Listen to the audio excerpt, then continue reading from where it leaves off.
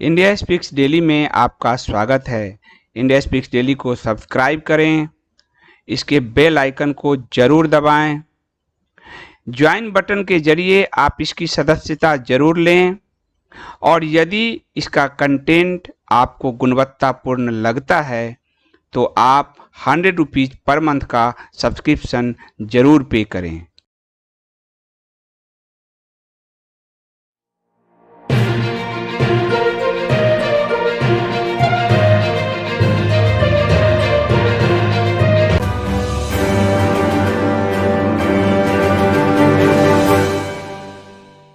Doctor Sarvepalli Radhakrishnan जी हिंदू धर्म के लिए नो डाउट उन्होंने बहुत काम किए। गीता पर उनकी व्याख्या है, वेदांत पे है, कई उनकी व्याख्या पे चोरी के भी आरोप लगे, साहित्य चोरी के। मैं नहीं जानता, मैं इस पे बहुत ज्यादा नहीं बोलूंगा, लेकिन हाँ, राधा कृष्णन जी ने जो किया वो मैंने आपको अपनी किताब कहानी कम्युनिस्टों की में पूरी कहानी दी। तो मैं चाहता हूं कि न्यूज तो समाप्त हो गया है, कई लोग रोज मुझे कुछ नसीहत देने आते हैं, लंबा करते हो आप, ये करते हो। मैं जरा राधा कृष्णन जी के बारे में आपको खोल कर बताऊं ताकि आप तय करें कि नरसंवार है 5 सितंबर जो शिक्षक दिवस है, इन्होंने खुद ही शिक्षक दिवस मनवाया 62 में, और कहा गया इनका जन्मदिन मनाएंगे, तो उन्होंने कहा मेरा जन्मदिन शिक्षक दिवस के रूप में मनाया जाए। अपने अपने मूर्तियां खुद गाड़ी है। महात्मा गांधी से कहा गया मूर्ति गाड़ना है तो बोले कस्तूरबा का मूर्ति गाड़ दो, और भारत में मूर्ति गाड़ने की शुरुआत हो गई। गाड़ने मतलब स्टैच्यू बनाने की शुरुआत हो गई और मूर्ति परंपरा शुरू हो गई।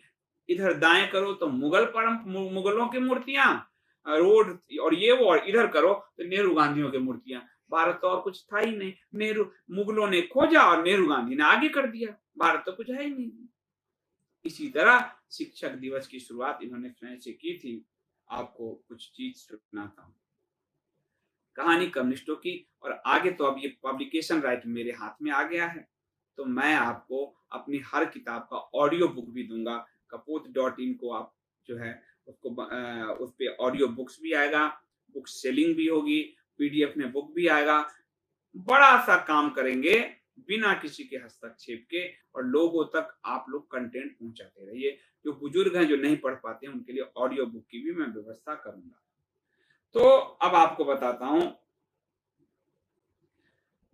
अब भारत स्वतंत्र था और स्टालिन एक संप्रभु भारत को आजाद न मानकर अपमानित कर रहा था। स्टालिन उस समय का सोवियत संघ का तानाशाह था, कम्युनिस्ट।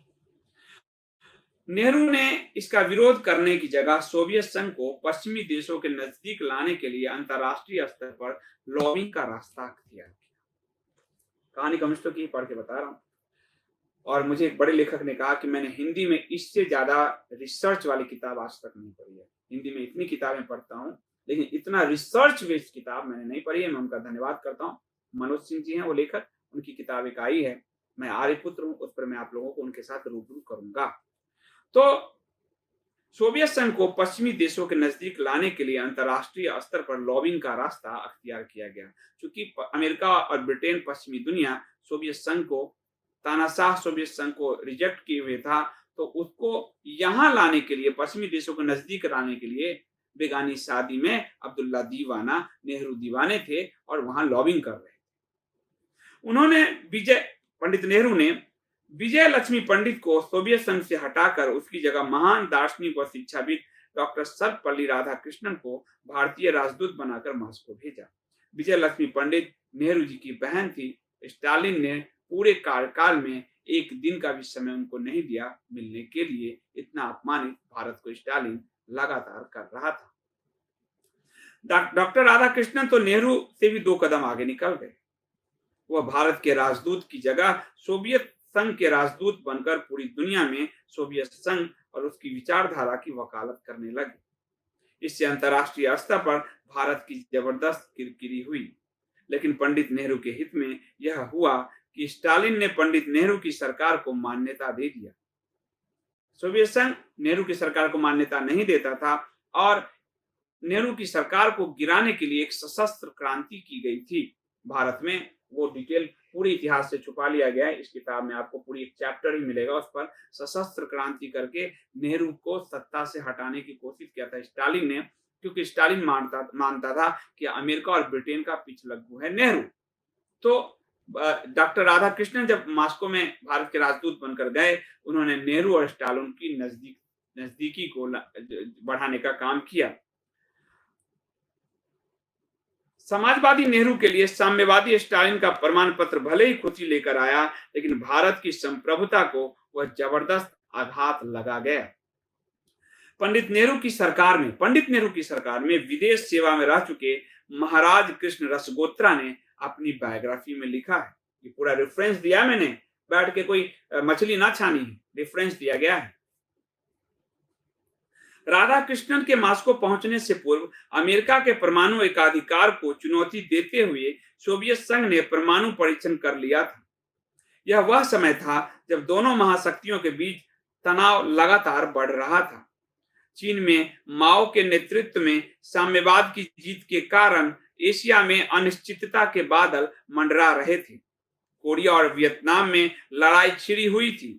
ऐसी परिस्थिति में राधाकृष्णन ने आम राजदूतों से इतर अपनी भूमिका को बड़ा किया और यह कोशिश की कि सोवियत संघ और अमेरिका के बीच एक बेहतर समझ विकसित हो। ये भारत के राजदूत ये सोवियत संघ और अमेरिका के बीच में एक मध्यस्थ की भूमिका निभाने की कोशिश कर रहे थे। पंडित नेहरू ने 1949 में राधाकृष्णन को भारतीय राजदूत के रूप में क्रेमलिन में मॉस्को में नियुक्त किया था। उन्हें स्टालिन के साथ रिश्ते सुधारने थे, जो भारत की स्वतंत्रता को किसी भी तरह से मानने को तैयार नहीं था। उन्होंने नेहरू को साम्राज्यवाद का दौड़ता कुत्ता कहा। कम्युनिस्ट ने मॉस्को ने ये कहा और यहाँ के कम्युनिस्टों ने कहा था, वहां के सहपाठी। स्टालिन से रिश्ते सुधारने के लिए राधाकृष्णन ने वैश्विक परमाणु तनाव के बीच पश्चिमी दुनिया में वह मॉस्को में स्थित अमेरिकी राजदूत एवं अन्य पश्चिमी दुनिया के राजदूतों से मिलने और रूस के पक्ष में उन्हें लामबंद करने में जुट गए। यही नहीं, राधाकृष्णन ने सोवियत संघ के पक्ष में से पश्चिमी दुनिया को अवगत कराने के लिए कई देशों के दौरे भी कर लिए। पंडित नेहरू ने अपनी गुटनिरपेक्षता की नीति का बचाव करने के लिए यह प्रचारित किया कि राधाकृष्णन यह सब अपनी मर्जी से कर रहे हैं।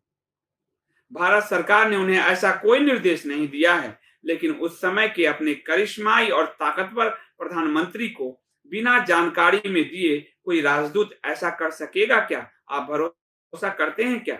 वह भी साम्यवाद की जगह भारतीय दर्शन में निष्णात एक दार्शनिक। क्या आप भरोसा कर सकते हैं? महाराज कृष्ण रसगोत्रा ने राधा कृष्ण के पुत्र एस गोपाल द्वारा लिखी गई उनकी जीवनी का हवाला देते हुए लिखा है। ये खुद राधा कृष्णन जी के बेटे की बायोग्राफी है, लेकिन आपको बिपिन चंद्रा सुमित सरकार रोमिला ने छुपा लिया आपसे, क्योंकि फिर काले चेहरे उजागर हो जाएंगे कम्युनिस्टों के। राधा कृष्णन ने यह सोचा कि सोवियत संघ और पश्चिमी देश को एक दूसरे से नजदीक लाना संभव नहीं है, और न ही यह संभव है कि केवल रूस को इस तनाव का सारा दोषी ठहरा दिया जाए। रूसी साम्यवाद के लिए पश्चिमी देशों की असहिष्णुता न केवल उसे बल्कि पूरी दुनिया को प्रभावित कर रही थी। राधा कृष्णन की सोच थी कि पश्चिमी देशों द्वारा यह गलत हो रहा है रूस के साथ। राधा कृष्णन जी कह रहे हैं बिल्कुल नहीं, देश उससे दूरी बनाए रख रहे थे। राधा कृष्णन जी के बेटे ने लिखा है। ऐसे में राधा कृष्णन ने उन्हें नजदीक लाने का अवसर ढूंढा। पंडित नेहरू से अनुमति लिए बिना डॉक्टर राधाकृष्णन ने सोवियत संघ व अमेरिका सहित 6 देशों के प्रमुख से मुलाकात की। उस समय 6 देशों के प्रमुख से ये स्वतंत्र मिलने चल गए, भारत की संप्रभुता को रौंद कर रूस के प्रवक्ता बनकर। उन्होंने यह कोशिश की कि अमेरिका व सोवियत संघ के बीच गलतफहमी की जो धुंध जमी है उसे हटा दिया जाए और दोनों देशों के बीच पूर्वाग्रह का जो विशाल पहाड़ है उसे तोड़ दिया जाए। उस समय स्टालिन शक्तिशाली देशों को एक साथ लाने के लिए 4 पावर समिट 4 बड़ी ताकत समिट करने की कोशिश कर रहा था, जिसे सफल बनाने का बीड़ा राधा कृष्णन ने उठाया। यानी जो सम्मेलन करने की कोशिश रूस का तानाशाह, सोवियत संघ का स्टालिन कर रहा था, उसको सफल बनाने का बीड़ा राधा कृष्णन जी ने उठाया। भारतीय संप्रभुता कहां गई? भारत के राजदूत की क्या ये भूमिका थी? अब सुनिए, बिना दिल्ली के निर्देश प्राप्त किए राधा कृष्णन 4 पावर समिट को सफल बनाने के लिए मॉस्को में अमेरिकी राजदूत से तो मिले ही, बाद में उन्होंने इसके लिए ब्रिटेन के तत्कालीन प्रधानमंत्री इटली के साथ भी बैठक की। अमेरिकी राजदूत व ब्रिटिश प्रधानमंत्री से हुई उनकी इस अनौपचारिक पहल व बातचीत का कोई परिणाम नहीं निकला। उन दोनों ने कहा, जाइए आप अपना काम कीजिए। अति उत्साह को कूटनीति में कभी भी उचित नहीं कहा जा सकता। राधा कृष्णन ने भारतीय संप्रभुता को पूरी तरह से रौंद दिया। तो उसके बाद अब इससे स्टालिन खुश हो गया कि वाह, मेरे लिए कोई प्रवक्ता दुनिया में घूम रहा है। स्टालिन मॉस्को के पक्ष में इस नए भारतीय राजदूत की सक्रियता देखकर बहुत खुश हुआ। जिस स्टालिन ने विजय लक्ष्मी पंडित को 2 साल तक मिलने का समय नहीं दिया था, 15 जनवरी 1950 की शाम 9:30 मैंने पूरा लिखा है आपको, राधा कृष्णन के साथ बैठक की तारीख तय कर दी गई। राधा कृष्णन ने उस बैठक में कहा, स्वतंत्र भारत की विदेश नीति गुटनिरपेक्षता की नीति है, जो सभी देशों के साथ शांति और मित्रता के सह अस्तित्व पर आधारित है, लेकिन इसमें सोवियत संघ का विशेष महत्व है। यह है कम्युनिज्म भाईचारा। आओ कॉमरेड, लाल झंडे फहराएं। सोच लीजिए। यहां पर गौर करने वाली बात यह है कि पंडित नेहरू की गुटनिरपेक्ष नीति में कम्युनिस्ट सोवियत संघ के विशेष महत्व को भारत के एक राजदूत द्वारा स्पष्ट शब्दों में दर्शाया जा रहा था। भारत के राजदूत ये क्या कर रहे थे? स्टालिन ने पूछा। तो फिर भारतीय सेना व नेवी के कमांडर अभी तक ब्रिटिश अधिकारी क्यों हैं? उस वक्त जब राधा कृष्णन भारत के राजदूत बनकर सोवियत संघ में थे, उस वक्त भी भारत के सेना और नेवी का कमांडर ब्रिटिश अधिकारी ही थे। नेहरू जी ने यहां भी अपनी संप्रभुता से समझौता किया था। सीलोन आखिर भारत का हिस्सा क्यों नहीं है? सीलोन आखिर भारत का हिस्सा क्यों नहीं है? स्टालिन ने कुछ क्वेश्चंस पूछे। क्या मालदीव भारत का हिस्सा है? स्टालिन ने राधा कृष्णन से सवाल पूछा। इन सभी प्रश्नों का राधा कृष्णन ने उपयुक्त जवाब दिया। भारतीय राजदूत ने स्टालिन को यह सुझाव दिया कि शीत युद्ध को समाप्त करने की पहल सोवियत संघ करे। इस पर स्टालिन ने कहा, यह केवल सोवियत संघ की नहीं बल्कि दूसरे पक्ष की भी जिम्मेदारी है। ताली तो दोनों हाथों से बजती है। स्टालिन इस बैठक से बेहद खुश हुआ। इसके बाद भारतीय दूतावास और रूसी विदेश विभाग के बीच तालमेल की शुरुआत हुई और प्रवक्ता बने राधा कृष्णन जी। तो ये आपको राधा कृष्णन जी की बात समझ में आएगी। अब आगे थोड़ा सा और बता देता हूं। डॉक्टर राधा कृष्णन मॉस्को से जब दिल्ली लौटे तो नेहरू बड़े प्रसन्न थे और नेहरू ने उन्हें उपराष्ट्रपति बनाया। डॉक्टर सर्वपल्ली राधाकृष्णन भारत के पहले उपराष्ट्रपति बने। यह साम्यवादी सोवियत संघ के हित में किए गए उनके कार्यों के लिए समाजवादी प्रधानमंत्री जवाहरलाल नेहरू का उनके लिए एक तरह से विशेष उपहार था। 26 जनवरी 1952 से 22 मई 1962 तक वह भारत के उपराष्ट्रपति रहे। पंडित नेहरू डॉक्टर सर्वपल्ली राधाकृष्णन से इतने प्रसन्न हुए कि वह डॉक्टर राजेंद्र प्रसाद को, ध्यान से सुनिए इस लाइन को, पंडित नेहरू डॉक्टर सर्वपल्ली राधाकृष्णन से इतने प्रसन्न हुए कि वह डॉक्टर राजेंद्र प्रसाद को राष्ट्रपति का दूसरा कार्यकाल देने को तैयार नहीं थे। उनका मानना था कि राष्ट्रपति के रूप में 7 साल का कार्यकाल पूरा कर लेने के बाद अब राजेंद्र प्रसाद को सेवानिवृत्त हो जाना चाहिए। नेहरू ने 1957 में उपराष्ट्रपति राधाकृष्णन को राष्ट्रपति बनने का प्रस्ताव दिया, 57 में, लेकिन राजेंद्र प्रसाद ने दोबारा राष्ट्रपति पद के लिए चुनाव लड़ने का निर्णय लिया। उन्होंने कहा, नहीं नेहरू, मैं चुनाव लड़ूंगा, तुम अपने कैंडिडेट खड़े करो। नेहरू ने महसूस किया कि पंडित गोविंद बल्लभ पंत, कामराज नडार एवं अन्य कांग्रेसी नेता राजेंद्र प्रसाद को दोबारा राष्ट्रपति बनाने के पक्ष में हैं, तो नेहरू का इरादा बदल गया क्योंकि वो चुनाव में हार जाते। नेहरू इतने लोकप्रिय नहीं थे, चुनाव उनको महात्मा गांधी ने थोपा था, और बाद में भी वो चुनाव में, पहले चुनाव में भी भारत की जनता अगर इतने लोकप्रिय होते तो सबसे ज्यादा वोटों से जीतते, सबसे ज्यादा वोटों से वो नहीं जीते थे, और 55% जनता ने कांग्रेस और नेहरू के खिलाफ वोट किया था। ये आपको कोई नहीं बताएगा, कहानी कम्युनिस्टों की पढ़िए। तो इससे डॉक्टर राधाकृष्णन का मन खट्टा हो गया कि तुमने मुझे कहा राष्ट्रपति बनाओगे और राष्ट्रपति बनाया नहीं तुमने। अब उन्होंने दूसरे कार्यकाल के लिए उपराष्ट्रपति बनने से मना कर दिया कि मैं उपराष्ट्रपति नहीं बनता, मुझे तो राष्ट्रपति बनाओ। मौलाना अबुल कलाम आजाद ने उन्हें दोबारा उपराष्ट्रपति बनने के लिए मनाया। राधाकृष्णन की नाराजगी को देखते हुए नेहरू ने पूरे संवैधानिक व्यवस्था के वरीयता क्रम को ही पलट दिया।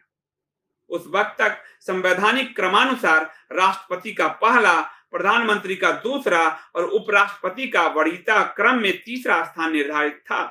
पंडित नेहरू ने इसमें बदलाव करते हुए राष्ट्रपति के बाद उपराष्ट्रपति का क्रम निर्धारित कर वरीयता क्रम में दूसरा स्थान उपराष्ट्रपति का कर दिया, प्रधानमंत्री का क्रम नीचे कर लिया। राधाकृष्णन की नाराजगी उनके लिए भारी पड़ रही थी, क्योंकि राधाकृष्णन ने उन्हें सोवियत संघ में मान्यता दिला दी थी।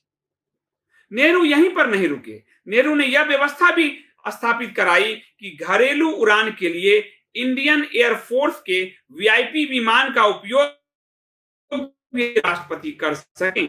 इन खुशामदों से राधाकृष्णन को भारतीय प्रतिनिधिमंडल का नेतृत्वकर्ता बनाकर भेजा।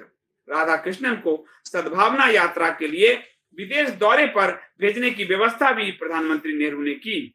एक समय नेहरू ने राजेंद्र प्रसाद को यह सुझाव भी दिया कि वह अपने कुछ अधिकृत कार्यक्रमों में राधाकृष्णन को जाने की अनुमति प्रदान करें। यानी जो जिस अधिकृत कार्यक्रम में राष्ट्रपति जाते हैं, आप मत जाइए, राधाकृष्णन जी को जाने दीजिए, नेहरू ने कहा। राजेंद्र प्रसाद ने कहा कि वह राधाकृष्णन का बेहद सम्मान करते हैं और उन्हें खुशी होगी यदि वह राष्ट्रपति के लिए अधिकृत कार्यक्रमों में जाएं, लेकिन संविधान इसकी आज्ञा नहीं देता। राष्ट्रपति राजेंद्र प्रसाद जी ने कहा नेहरू को कि आप संविधान का उल्लंघन कर रहे हैं। संविधान और संविधान के अध्यक्ष कौन थे? राजेंद्र प्रसाद जी। जब संविधान सभा का गठन हुआ तो वो संविधान नेहरू से बेहतर जानते। डॉक्टर राजेंद्र प्रसाद सही कह रहे थे, क्योंकि संविधान इसकी इजाजत नहीं देता। वरीयता क्रम पलट दिया नेहरू ने। उपराष्ट्रपति के रूप में डॉक्टर राधाकृष्णन ने जब मॉस्को का दौरा किया तो वहां स्टालिन से दूसरी बार उनकी मुलाकात हुई। मुलाकात के आखिर में स्टालिन ने कहा, आपको और पंडित नेहरू को हम अपने शत्रु के रूप में नहीं देखते हैं। हमारी यह नीति सदा रहेगी और आप इसे हमारी मदद के रूप में समझ सकते हैं कि मैं आपकी मदद कर रहा हूं। बाद में आगे चलकर डॉक्टर सर्वपल्ली राधाकृष्णन भारत के राष्ट्रपति बने। वह देश के दूसरे राष्ट्रपति थे। राजेंद्र प्रसाद जी की मृत्यु के बाद 14 मई 1962 से 13 मई 1967 तक वह देश के राष्ट्रपति रहे। डॉक्टर राजेंद्र प्रसाद के साथ पंडित नेहरू का संबंध जहां बेहद औपचारिक था, वहीं डॉक्टर राधाकृष्णन जब राष्ट्रपति बने तो प्रधानमंत्री नेहरू के साथ उनका संबंध बेहद गर्मजोशी भरा था। और 62 में अपने ही शिक्षक दिवस इन्होंने मनवा लिया। और हम तो हैं कि हम क्या करें, हमें पढ़ाया ही नहीं गया, हम करें क्या करें। हमारे बच्चे, आज मेरा भतीजा शिक्षक दिवस पर भाषण दे के आया, अब वो क्या करे, स्कूल तो मैं तो यही करेगा, और ये तो पार्टी चल गई, अब तो ये मिट सकती नहीं। बाल दिवस चाचा नेहरू, शिक्षक दिवस राधाकृष्णन। जो शिक्षक चाणक्य होने चाहिए वो राधाकृष्णन। जो बाल दिवस उन शहीद हमारे जो सिख गुरुओं के बच्चों की जो शहादत हुई उन पर मनाए जानी चाहिए, तो चाचा नेहरू। भारत को तो दो ही कालखंड है, या तो मुगल कालखंड या गांधी नेहरू कालखंड। भारत तो उसका है ही नहीं, न भारत इधर है न भारत इधर है, भारत बीच में। कमाल है। नेहरू सरकार में एक राजदूत के रूप में कम्युनिस्ट सोवियत संघ के लिए डॉक्टर राधाकृष्णन द्वारा की गई लॉबिंग इतिहास की पाठ्य पुस्तकों से गायब है। यह इसलिए नहीं कि इससे देश के एक महान दार्शनिक व हिंदू धर्म के प्रकांड विद्वान डॉक्टर राधाकृष्णन की गरिमा को ठेस पहुंच सकती थी, बल्कि इसलिए कि फिर पंडित नेहरू की गुटनिरपेक्षता की नीति औपचारिक रूप से संदेह के घेरे में आ जाती। इसकी वजह से पंडित नेहरू की सरकार शीत युद्ध के दौर में कम्युनिस्ट सोवियत संघ के लिए एक अंतरराष्ट्रीय लॉबिस्ट की भूमिका। आप सब, इसलिए मैंने आपको बधाई नहीं दिया शिक्षक दिवस का। मैं जो सच जानता हूँ, कैसे निगलूँ मुझे पता नहीं। लेकिन विद्वान थे, हिंदू धर्म के प्रकांड विद्वान थे। गीता पर उनकी व्याख्या है, मैं इससे भी इनकार नहीं करता। लेकिन मेरे लिए भारत बहुत महत्वपूर्ण है और भारत की गरिमा को, भारत की संप्रभुता को कुचल कर कोई आदमी किसी तीसरे देश का, चौथे देश में लॉबिस्ट की भूमिका निभाए, मैं कैसे करूँ? मेरे से संभव नहीं होता। मैं तो ऐसा ही हूँ। तो आज के लिए इस पूरे वार्ता को विराम देता हूँ।